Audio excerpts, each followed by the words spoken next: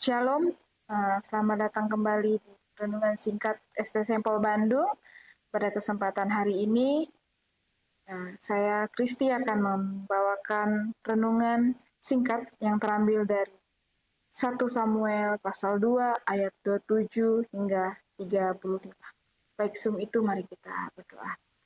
Bapa yang baik, kami bersyukur untuk kesempatan-Mu pada hari ini, kami bisa bersama-sama untuk merenungkan sebagian dari firman-Mu, kiranya menjadi kekuatan dan menolong kami dalam kehidupan kami. Dalam nama Yesus, amin. Baik, dari pembacaan kita hari ini, 1 Samuel 2 ayat 27-35, ya, ini dengan tema yang akan diangkat, yaitu peringatan bagi hati yang lalai. Ya.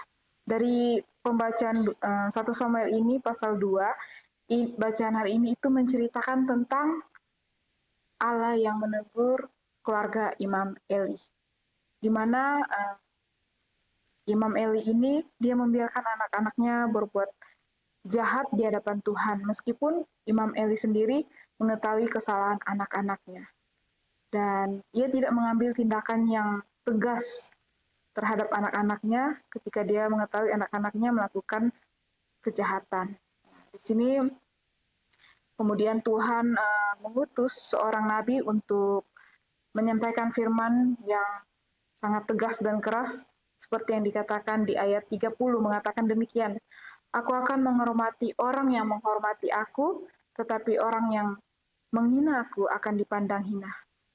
Dan ini yang menjadi pesan bagi kita, yaitu Allah tidak mencari formalitas keagamaan kita atau posisi jabatan kita dalam pelayanan paling tinggi kedudukannya. Tuhan tidak mencari akan hal itu, tetapi Allah mencari hati yang mau siap belajar, taat dan takut akan Dia. Ya. Dan renungan ini juga mengingatkan kita dari 1 Samuel pasal 2 ini, mengingatkan kita bahwa tidak boleh menoleransi dosa, baik itu dalam diri kita maupun lingkungan kita. Kita dipanggil untuk hidup kudus, benar, bukan hanya di hadapan manusia secara terlihat, tetapi juga di hadapan Tuhan. Walaupun kita bilang, di belakang saya bisa berbuat dosa. Jadi kita tidak boleh menoleransi dosa, ya. Jadi mau di hadapan manusia, di hadapan Tuhan, kita harus bisa menjaga hidup kita. Dan juga lewat kisah Imam Eli ini yang kita renungkan pada hari ini adalah Allah ingin menunjukkan konsekuensi dari ketidaksetiaan dan hormat terhadap Tuhan. Jadi hukuman yang diterima oleh Imam Eli menjadi peringatan penting juga untuk kita pada hari ini, untuk selalu hormat dan setia kepada Tuhan dengan segenap hati.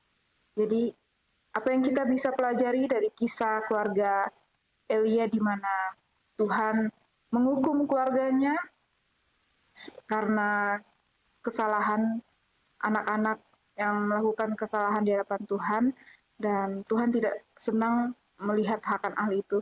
Yang Tuhan inginkan adalah kita mau belajar taat dan setia. Jadi mengapa penting? Karena ketika kita lalai, itu Tuhan akan ajar kita. Jadi jika saudara-saudara, saudari pernah merasakan hal ini, mari kita bertobat dan berpaling dan kembali mengingat akan peringatan-peringatan yang sudah kita ketahui lewat kebenaran firman Tuhan. Jadi kita harus belajar untuk menghormati Tuhan, menaati Tuhan, agar Tuhan selalu memberikan kita kesadaran untuk melewati masa-masa tersulit dalam hidup. Baik, itu saja yang bisa berikan lewat ini. Intinya adalah jangan lalai akan peringatan-peringatan, belajar dari kesalahan contoh-contoh yang ada di dalam Alkitab, agar kita juga lebih baik ke depan. Tuhan Yesus memberkati. Mari kita berdoa.